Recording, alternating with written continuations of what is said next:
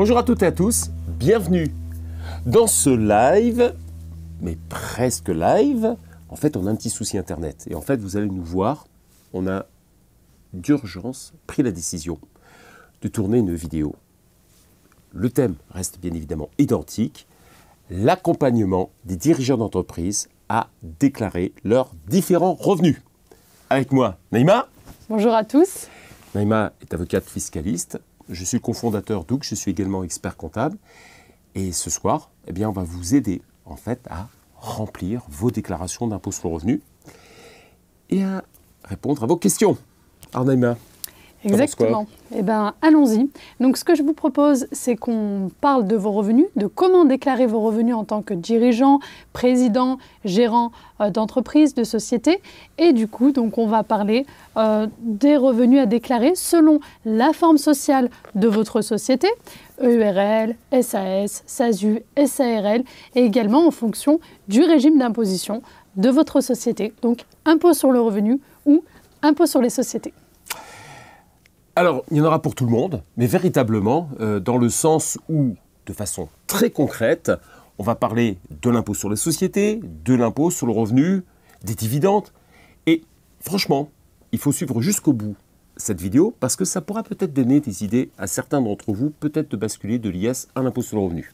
Mais ça, c'est un secret. Alors, on va commencer tout de suite, si tu veux bien, Naïma, par les rémunérations des SAS à l'impôt sur les sociétés. En fait, plus précisément, de tous les présidents de SAS, de SASU, de sociétés anonymes, mais également les directeurs généraux de SAS ou de SASU. On pourrait aussi joindre peut-être les gérants minoritaires de SRL ou de URL, les gérants égalitaires, même si c'est la même chose. On pourrait également parler des gérants qui ne sont pas associés du tout. Donc là, ils sont forcément minoritaires dans une URL ou une SRL. Est-ce que tu veux qu'on commence là-dessus ? Yes. Du coup, on va parler de la grande famille des assimilés salariés pour savoir comment déclarer ces rémunérations. Eh bien, ça me va bien. Du coup, donc, pour ce type de rémunération, on parlera de salaire qui va concerner donc la grande famille des assimilés salariés. Et ces salaires doivent bien entendu être déclarés dans la catégorie traitement et salaire et plus précisément dans la case 1AJ. Donc, si on est premier déclarant et la case 1BJ si on est second déclarant. Donc voilà, quel est le montant à inscrire dans cette case? C'est tout simplement la rémunération donc, qui va apparaître sur votre dernier bulletin de salaire de l'année 2023. Donc généralement, le cumul qui va apparaître sur votre bulletin de salaire du mois de décembre 2023. Bon, de façon très concrète, un président de SASU à l'impôt sur les sociétés qui ne s'est pas rémunéré parce que ce n'est pas obligatoire de se rémunérer, on peut très bien avoir zéro, il déclarera combien ? Zéro, tout simplement. Ça, c'est la petite magie. C'est le côté positif de ne pas se rémunérer comme président de SAS. On ne paye pas d'impôt. On ne paye pas d'impôt. Bon, je ne dis pas que c'est forcément la meilleure des choses. Alors, maintenant qu'on a parlé des présidents de SASU, de SAS, on va parler peut-être des gérants majoritaires, cette fois-ci, de SARL ou de URL. Alors, quand on est gérant majoritaire de URL, par définition, on est tout bêtement le gérant, le seul associé. Donc là, on les appelle aussi TNS, travailleurs non salariés. Qu'est-ce qu'on peut dire dessus ? Alors là, du coup, si je te suis bien, on entre cette fois dans la grande famille des TNS, donc les travailleurs non salariés. Alors là, ce sera un petit peu plus différent, puisque forcément, ça va être une autre case qui va donc être utilisée pour déclarer ces rémunérations. Donc on sera toujours dans la partie de la déclaration rémunération, traitement et salaire. Et cette fois, en revanche, il faudra déclarer le montant de la rémunération en case 1GB ou 1HB. Et il y a une particularité pour les TNS, c'est que vous êtes également concerné par le volet social de la déclaration d'impôt sur le revenu, puisque, et oui, il faut déclarer certains éléments pour que l'URSSAF puisse ensuite calculer le montant de vos cotisations obligatoires et facultatives dues. Donc voilà, ça fait un peu plus de paperasse pour les TNS, puisque les cotisations ne sont pas calculées dans le montant des salaires tels que pour les assimilés salariés. Il y a deux raisons pour ça. La première, c'est qu'un gérant majoritaire n'a pas de bulletin de salaire. Tout à fait. Voilà. Et la deuxième, effectivement, c'est une géométrie variable sur laquelle les taux de cotisation peuvent aller de 31 à 46%, voire davantage lorsque les personnes prennent des complémentaires ou des surcomplémentaires. Et c'est pour cela, effectivement, que le gérant majoritaire doit impérativement l'indiquer. Donc, si tu rentres dans ce cas-là, en tant que gérant majoritaire, fais attention à ce point parce que, généralement, c'est là où le bas blesse. Alors, on a parlé de président de SAS tout à l'heure qui n'était pas rémunéré à l'impôt sur les sociétés. Et bien évidemment, beaucoup d'entre eux font une chose, eh bien, ils se versent des dividendes, tout simplement. Alors, que se passe-t-il lorsqu'on est en face d'un président de SAS ou de SASU qui perçoit des dividendes? Que se passe-t-il? Eh bien donc, si le président de la SAS ou de la SASU fait le choix, plutôt que de se verser une rémunération, de se verser des dividendes à l'issue d'une assemblée générale ordinaire ou d'une AGE aussi, ça peut très bien être une assemblée générale exceptionnelle, du coup, il faudra bien entendu déclarer ces dividendes. Alors cette fois, on ne sera pas dans la même catégorie de déclaration, puisqu'on sera dans la catégorie des revenus de capitaux mobiliers. Et donc, dans ce cas-là, ce sera des cases particulières qu'il faudra remplir en fonction de votre choix d'imposition, puisqu'il est possible soit d'être soumis à la flat tax, donc on le rappelle, un taux de 30% comprenant 12,8% d'impôt sur le revenu et 17,2% de prélèvements sociaux, ou alors d'opter plutôt pour le barème progressif, et dans ce cas-là, on pourrait bénéficier d'un abattement de 40% et de l'application du barème progressif de l'impôt sur le revenu. Alors, il y a un truc qui est vachement bien là-dessus, en plus, c'est que si tu te gourres, tu peux changer. Exactement. Donc, c'est un système très important parce que c'est souvent une question qu'on nous pose. Est-ce que si je choisis l'impôt progressif cette année, ça m'oblige l'année prochaine à rester en impôt progressif? La réponse est non. Je peux faire en 2024 l'impôt progressif, en 2025 choisir la flat tax, et même mieux, je peux me planter, c'est-à-dire avoir dit tiens, je veux absolument la flat tax, et comme j'ai pris les dividendes, supposons 6 mois avant, m'apercevoir que c'était le mauvais calcul grâce à la simulation sur impôt.gouv.fr, et dans ces cas-là, dire je vais peut-être changer quand même d'avis. Exactement. Et tu vois, tu as parlé d'une chose intéressante, la simulation sur impôt.gouv, donc je reviens sur ce point. En effet, s'il y a une case à retenir pour la distribution de dividendes, c'est la case 2 OP.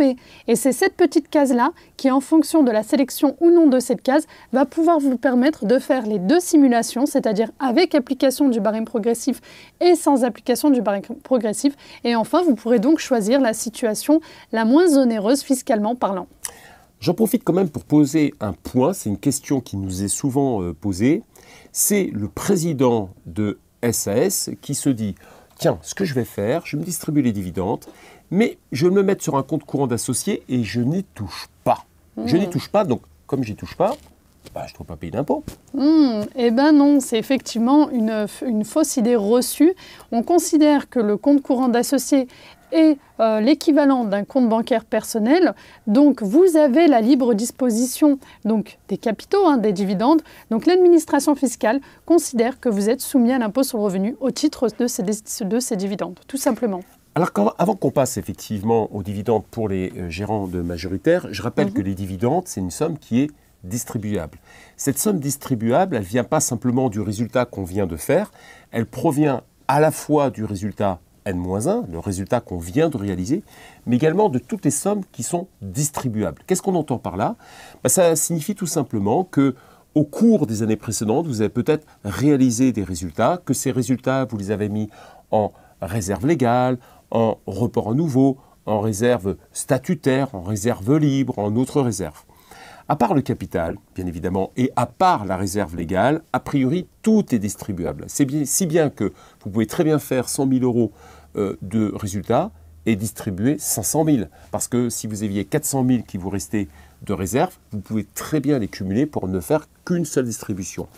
Pourquoi je dis ça? Parce que c'est une chose qui est très importante. Et notamment, comme on va commencer à parler des dividendes pour les gérants majoritaires, eh bien, j'ai fait une vidéo d'ailleurs dessus sur ce point qui montre que lorsqu'on a envie de se distribuer des dividendes dans une SARL, il faut mieux y aller franco parce que ça finit par coûter moins cher que lorsqu'on en prend très peu. Voilà. Bon, on va arrêter sur ce sujet-là, mais bien comprendre la philosophie de la distribution de dividendes pour les présidents de SAS, où le taux sera toujours le même, 30%, l'impôt progressif, si besoin, alors que lorsqu'on aborde le cas des gérants majoritaires de URL TNS, ça fait maintenant 15 ans dont on parle de cela, eh bien, il y a une sorte de limitation. Alors, je ne vais pas revenir à l'histoire originelle de cette limitation. Pour faire ultra simple, les caisses sociales sont tellement vides qu'ils cherchent de l'argent de tous les côtés. C'est la raison pour laquelle ils ont estimé que 10% du montant du capital était très largement satisfaisant. Bon, le problème, c'est que généralement, les gérants majoritaires de URL ou de SRL ont des capitaux à 500 euros, 1000 euros. Ça veut dire de façon très concrète qu'ils ont le droit de distribuer, comme les présidents de SAS, 10% du montant du capital, grand maximum, ce qui fait qu'on a droit à 50 balles dans l'année à peu près, et que le reste peut être distribué. Mais dans ces cas-là, c'est assimilé comme une sorte de salaire, de rémunération. Et dans ces cas-là, les charges sociales vont venir frapper directement. Et donc, en règle générale, eh bien, il est rare que ce soit très intéressant. Et c'est pour ça que j'ai fait une vidéo sur ce point. Et donc, alors j'ai un petit peu menti, c'est 10% du montant du capital et du compte courant moyen. Oui, bon, on fait une donc moyenne. On passe de 50 à 60 euros à l'année. Ça ne change pas grand-chose. Ça change pas grand-chose. Je suis d'accord. Alors, on va les mettre où, là, du coup, dans quelle case? Alors du coup, on aura une case supplémentaire dans la déclaration d'impôt sur le revenu. Donc pour les SASU-LIS, donc on avait les fameuses cases donc de DC, de BH, et de CK. Et là, pour les TNS, on va ajouter une case qui est la case de CG. Et bien entendu, si on dépasse le fameux seuil de 10% comprenant le capital social et moyenne des comptes courants d'associés, eh ben, on va devoir aussi remplir une case relative aux cotisations sociales et du coup à la déclaration, donc le volet social de la déclaration d'impôt sur le revenu. Donc là, encore une fois, ça fait un petit peu plus de paperasse pour payer justement des cotisations sociales sur ces dividendes. Bon, c'est plus compliqué. Exactement. Et ça coûte plus cher. Alors, concrètement, maintenant, on a parlé des sociétés à l'impôt sur les sociétés. On va parler des sociétés qui sont soumises à l'impôt sur le revenu. Je rappelle que lorsqu'on est en SASU, lorsqu'on est en SAS, lorsqu'on est en SARL, on se trouve naturellement à l'impôt sur les sociétés. Mais dans les 5 ans qui suivent la création de la société, on peut opter pour une période de 5 années à l'impôt sur le revenu. Là, changement total de programme, puisque là, c'est beaucoup plus complexe. Est-ce que tu peux nous en parler, Naïma ? Oui, bien sûr. Alors du coup, donc, si on se trouve dans une société à l'impôt sur le revenu, finalement, on va parler de transparence fiscale. C'est-à-dire que la société n'est plus considérée comme étant la personne morale assujettie à l'impôt, mais ça va être l'associé personne physique qui va payer de l'impôt sur le revenu et bien entendu qui va percevoir les bénéfices directement. Ok, donc là, le bénéfice, ça se met dans quelle case? Alors, tout dépendra donc qu'on soit en présence de BIC ou de BNC. Donc, pour rappel, BIC, c'est plus tout ce qui est activité commerciale. Ou consultant. Ou consultant, effectivement. Et BNC, on est plus donc sur donc, du conseil, mais également tout ce qui est profession libérale. Donc voilà, c'est un peu la catégorie un peu fourre-tout, BNC. On pourrait même être en bénéfice agricole aussi, si on voulait. Oui, enfin, c'est vrai, on en a un peu moins. Voilà, c'est ça, c'est un point qui est hyper important.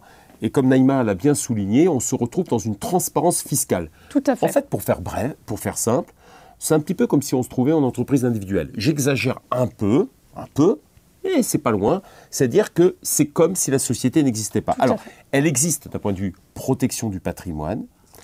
Elle existe également d'un point de vue déductibilité des charges, etc. Donc c'est juste extraordinaire d'un point de vue fiscal. Mais alors, par contre, quand il s'agit de payer quelque chose, c'est le résultat qu'on prenne l'argent ou pas. Ça, c'est très important parce que certaines personnes, encore une fois de plus, un peu comme tout à l'heure, je disais, tiens, si je prends des dividendes, je laisse en compte courant, est-ce que je ne suis pas imposable? Si. Et là, de la même façon, si tu ne prends pas de l'argent dans une SASU-LIR, eh bien, tu seras quand même imposable sur ton résultat fiscal. Résultat fiscal, c'est très important. Résultat fiscal qu'on retrouve dans une déclaration dite 2031 quand il s'agit de BIC, donc les consultants et les commerçants. De déclaration 2035 lorsqu'il s'agit de BNC. Et là, j'ai un trou, excusez-moi, pour les bénéfices agricoles. C'est un autre nom, effectivement, de déclaration. Mais ça correspond toujours à cet même esprit de transparence fiscale pour devoir payer. Je vais quand même revenir sur les cases. Donc, si on est en BIC, qu'on a eu une bonne année, qu'on a un bénéfice à déclarer, ce sera en case 5KC. En revanche, si c'est un déficit à déclarer, toujours en BIC, on sera en case 5KF. Ensuite, pour les BNC, ce sera en case 5QC, en cas de bénéfice. Et enfin, pour un déficit en BNC, on sera en case 5QE. J'aimerais aussi parler d'un point, parce que c'est vrai que beaucoup de nos clients nous parlent de dividendes, alors même qu'on est dans une structure à l'impôt sur le revenu. Il n'est pas possible, la notion de dividende ne peut pas être associée à une société à l'impôt sur le revenu. La notion de dividende est associée aux sociétés soumises à l'IS. Donc, dans le cadre d'une société à l'impôt sur le revenu, on appréhendera les bénéfices directement et non des dividendes. Donc, qu'on se distribue des dividendes ou pas, ça ne change strictement rien. Exactement. On prend tout, mais on est toujours imposé, quoi qu'il arrive, sur le résultat fiscal. Je crois qu'on l'a dit suffisamment de fois, mais c'est suffisamment important. Alors, il y a peut-être quand même une petite particularité, Oui.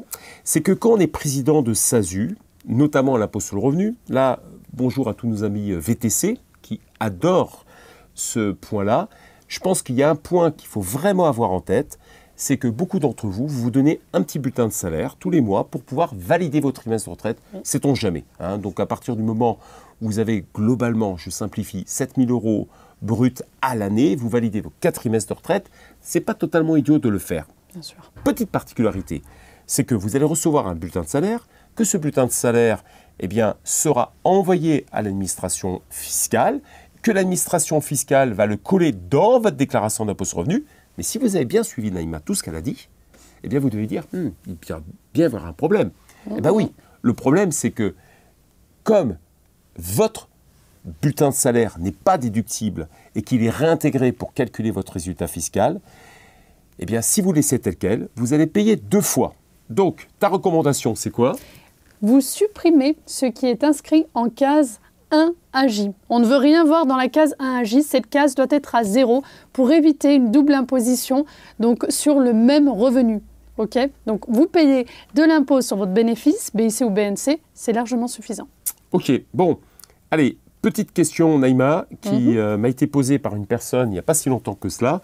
Au cours de l'année 2023, elle a changé de régime fiscal, ok, et elle est passée de IS à impôt sur le revenu. Quelle recommandation tu peux lui faire? Ok, alors dans ce sens-là, c'est-à-dire quand on passe de l'IS à l'impôt sur le revenu, on doit bien faire attention à déclarer les réserves, puisque ces réserves vont être considérées comme étant des distributions de dividendes. Donc attention, pensez bien à déclarer ce montant-là et pensez bien aussi à prévoir l'impôt, puisque vous serez soumis au même titre qu'une distribution de dividendes à la flat tax au taux de 30%. Bon, ça veut dire ce que tu veux dire. Moi, ce que j'entends concrètement, si tu as envie de passer à l'impôt sur le revenu, ce ne serait pas complètement idiot de faire une petite simulation avant de cocher la case pour les 5 années d'impôt sur le revenu. Je pense que c'est vraiment, soit on démarre tout de suite comme ça, et dans ce cas-là, pas de souci, mais quand on passe de l'IS à l'IR, attention, il y a quand même des zones de danger. Bon, Naïma et son équipe peuvent vous aider. Alors, deuxième point qui m'avait été posé, c'est ZRR, ZFU, dois-je déclarer mon bénéfice exonéré? Oui. Donc, pour toutes les structures à l'impôt sur le revenu, vous pouvez très bien avoir créé votre société à l'impôt sur le revenu en ZRR ou en ZFU et donc bénéficier d'une exonération de votre bénéfice. Alors, attention, il faut bien déclarer ce bénéfice. Quand bien même ce bénéfice est exonéré, il y a des cases spécifiques dans la déclaration d'impôt sur le revenu. Donc, ce montant-là doit bien être déclaré. Ce n'est pas pour autant que vous paierez de l'impôt sur le revenu sur ces bénéfices-là. Bon, alors je suis le premier, on va changer complètement de sujet. Je suis le premier à dire à tout le monde, vous bénéficiez de l'ARE, génial. Vous voulez avoir un complément de rémunération compatible avec vos indemnités de chômage, donnez-vous un loyer. En effet, quand le siège social se trouve chez vous, dans votre domicile, que vous soyez propriétaire, que vous soyez locataire, eh bien, vous pouvez louer ou sous-louer. Et ça va vous procurer de l'argent qui ne sera pas compté par le Pôle emploi. Ça veut dire que votre ARE ne va pas être... Il n'y aura pas d'incidence, il n'y aura pas de répercussion sur le montant de l'ARE. Alors bien évidemment, lorsqu'on suit ce conseil, il y a 2 incidences. Le premier, ça va vous donner l'argent. OK. Deuxièmement, c'est déductible de la base imposable de votre société, qu'elle soit d'ailleurs en SASU à l'IR, SASU à l'IS, quoi que ce soit.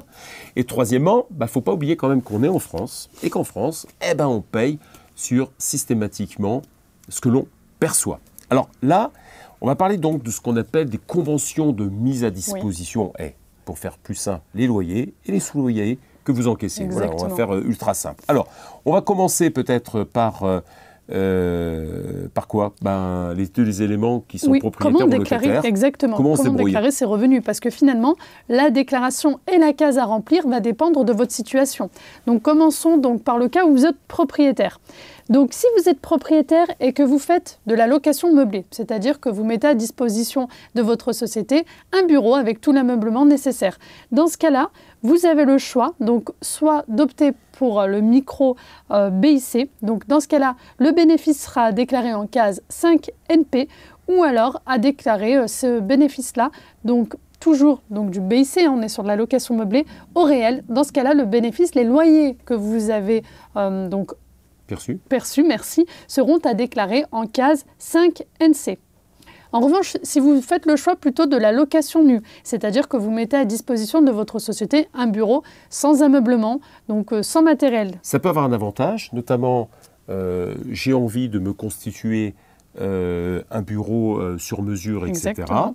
Eh bien, je loue, par exemple, j'ai une maison, je me loue une pièce, cette pièce est censée être vide, et je vais demander à ma société de m'acheter de l'ameublement, un fauteuil, des jolis néons, des étagères, etc. Donc là, on est dans le cadre d'une location nue, parce que j'ai un bureau nu, et c'est la société qui équipe. Mais on est bien dans une location nue. Qu'est-ce qui se passe là? Eh bien du coup, on sera imposable dans la catégorie, cette fois-ci, des revenus fonciers. Micro, dans ce cas-là, le bénéfice est à déclarer en case 4BE ou alors en réel en case 4BA. L'avantage, le micro, c'est 30% d'abattement, on n'en parle plus. La partie réelle, eh bien, il va falloir calculer le coût réel des charges que l'on a pu supporter, sachant que toutes les charges ne sont pas nécessairement déductibles dans le cas d'un revenu foncier, donc il faut effectivement faire attention. Alors, on a parlé des cas des propriétaires, maintenant tu vas nous parler de la location. Exactement, si vous êtes locataire, vous pouvez effectivement mettre en place une sous-location. Donc sous-location meublée, dans ce cas-là on sera sur du BIC, là encore vous avez le choix entre le micro-BIC avec un abattement de 50% ou alors au réel. Donc si c'est du micro, il faudra bien déclarer ses loyers en case 5 NP, si c'est du réel en case 5 NC. Enfin, la location nue, celle que je préfère, soyons très clairs, la première location meublée me dérange énormément, parce que sait-on jamais, il peut y avoir pas mal d'inconvénients. Prenez une location nue, c'est très clair, et ça, c'est vachement plus cool, parce que tout simplement, il n'y a pas de formalisme spécifique à réaliser, et pas de CFE à payer. Donc pensez à ce truc-là. Avec Naïma, on a déjà fait une vidéo sur ce sujet. On vous mettra sans doute un lien sur le commentaire pour regarder tout ça. Bon, qu'est-ce qu'on fait là? C'est du BNC. Donc, location nue, BNC, micro, case 5 KU. Et si vous choisissez plutôt le réel, ce sera les loyers à déclarer en case 5 JG. Bon, on rechange de sujet complètement. On arrête les locations et sous-locations. On va parler maintenant de trucs qui sont faciles à faire et qui sont les crédits d'impôt et les réductions d'impôt. Donc, ça rapporte de l'argent. Ça rapporte de l'argent à condition que ce soit suivi. Bon, ça a l'air tout bête, mais tout ça, ça se calcule par année civile. On va commencer par le crédit d'impôt formation dirigeant. Alors ça consiste en quoi? C'est un grand nom pour dire tout simplement que si on suit 40 heures de formation par an lorsqu'on est dirigeant et après avoir créé la société, eh bien on peut avoir 931 € de crédit d'impôt. Pourquoi je dis crédit? Parce que tout simplement, si on est président de SASU à l'impôt sur le revenu, ou entrepreneur individuel à l'impôt sur le revenu, ou gérant majoritaire de SARL ou de EARL à l'impôt sur le revenu, bref, vous avez compris, une transparence fiscale, ce n'est pas votre société qui va en bénéficier, c'est vous, à titre personnel. Ça veut dire que de façon très concrète, un président de SASU à l'impôt sur le revenu va recevoir 931 € de crédit d'impôt. Deux situations. Il paye plus de 931 € d'impôt sur le revenu, ça viendra en moins. Il paye 0 d'impôt sur le revenu. L'État lui donnera 931 € sur le revenu. C'est difficile à prononcer 931. Bref, cette somme-là vous sera donnée. Et vous voyez qu'il y a un truc qui est assez magique, c'est qu'en suivant 40 heures, l'État vous paye pour pouvoir suivre des formations. Alors, ces formations, ça ne peut pas être n'importe quelle formation. Il faut que la société soit Calliope, il faut que ce soit dans votre intérêt, donc de façon très concrète. N'allez pas faire des tours avec une voiture pour pilotage extrême. C'est conditionné, c'est conditionné, etc. Alors j'ai une petite astuce, ça s'appelle Dougs. Vous savez qu'on est aussi une société de formation Calliope. Je mettrai un lien dans le commentaire. Et pour 208 € hors taxe, vous avez 931 €. Ça veut dire que c'est un truc assez magique. Et donc, tout ça, ça se met où, dans quelle case? Eh bien, du coup, si vous bénéficiez, si vous avez par exemple suivi la formation de la Dougs Academy, eh bien, du coup, vous allez pouvoir déclarer votre crédit d'impôt formation en case 8WD. Ok. Bon, vous avez compris que pour les sociétés, à l'impôt sur les sociétés, c'est les sociétés qui en bénéficient. Exactement. Et c'est pour ça qu'on n'en a pas parlé. Alors, tu peux nous parler maintenant de souscription au capital de PME. Bien sûr. Donc, une autre réduction qui pourrait vous intéresser dans le cas où vous décidez de monter votre société. Dans ce cas-là, il y a une réduction, la souscription au capital PME, qui va donner droit à une réduction allant de 18 à 25%, sachant que le taux a un petit peu diminué. Avant, c'était 25%, maintenant on est sur 18% de votre investissement de départ. Alors attention, il y a quand même une condition à respecter, c'est que vous devez au moins avoir 2 salariés à la clôture de l'exercice qui suit la souscription. Je vais répéter ça différemment, si tu veux bien. Je suis d'accord. On est le 18 avril 2024, très exactement. Et je décide de choisir comme date de clôture du 31/12/2024. Donc je fais ma première exercice. J'ai 0 salarié, ok. Et je suis président. Donc le président assimilé salarié ne compte pas. Non. Le gérant ne compte pas non plus, d'ailleurs. Hein. Bon. Et puis, je continue, 1er janvier 2025, et au 31/12/2025, c'est là où la sentence tombe. C'est la date butoir, exactement. Soit j'ai 2 salariés au 31/12/2025, okay. Et c'est bon. 2 vrais salariés, hein, pas les faux, hein, d'accord. Un directeur général, ça compte pas non plus. C'est un point qui est très contrôlé. Voilà, en plus, c'est très très contrôlé. Soit j'ai un salarié, et là, eh ben, c'est mort. Ça tombe à l'eau. Voilà. Alors, c'est assez paradoxal, puisque ce crédit d'impôt, enfin, cette réduction. Oui, c'est une réduction. C'est une réduction. Cette réduction d'impôt est donnée en avance. Donc, si on ne va pas jusqu'au bout, on doit la rembourser. Bah alors, soit on la rembourse, soit on se fait toper. Parce que ça, c'est un point qui est hyper regardé par l'administration fiscale. Donc, pensez bien à cela. Alors, on va discuter d'autre chose maintenant, si tu veux bien. Ça va être notamment de parler des autres crédits d'impôt. Alors, il y en a qui sont une sorte de tarte à la crème. C'est connu depuis maintenant 30 ans. Je pense au crédit d'impôt d'emploi à domicile qui permettent en fait de bénéficier de 50% du montant des dépenses que l'on a réalisées au cours de l'année civile pour un montant maximum, la base, de 12 000 €. Yes. Donc, si vous avez bénéficié de ce crédit d'impôt, il faut déclarer donc ces dépenses en case 7DB. J'aimerais juste finir sur une petite astuce qui est nouvelle et qui permettra à beaucoup de nos abonnés et de nos clients de faire des économies. Donc, c'est notamment si vous avez des enfants étudiants rattachés à votre foyer fiscal cette année pour leur éviter de payer et indirectement de payer une taxe d'habitation sur les résidences secondaires, vous devez indiquer leur adresse de leur résidence étudiante afin de ne pas payer la taxe d'habitation sur les résidences secondaires sur ces logements étudiants. Et ça se fait bien dans le cadre de la déclaration d'impôt sur le revenu. Donc pensez-y, ça peut vous faire gagner pas mal d'argent et éviter des recours. Oui, ce que l'administration vous demande, ce n'est pas nécessairement normal. C'est ça que tu veux dire? Tout à fait. Bon, super. Bon, on peut parler du crédit d'impôt frais de garde? Oui, c'est une très bonne idée. Donc, on peut finir encore sur ce petit point. Donc, le crédit d'impôt frais de garde de jeunes enfants va concerner les enfants de moins de 6 ans. Donc, si vous avez des dépenses de garderie, de crèche, voilà, vous pouvez en bénéficier. Donc, c'est 50% à hauteur de 3 750 € de dépenses. Donc, voilà, ça peut être intéressant et c'est un crédit d'impôt donc qui peut être remboursé. Bon, ça a été un plaisir Naïma, de faire cette animation avec toi. Malheureusement, on n'a pas pu le faire en live. Vous pouvez néanmoins poser toutes vos questions Bien sûr. et on sera là pour vous On y y répondre. répondra. Ciao, ciao. À très vite chez Dougs. Bye bye.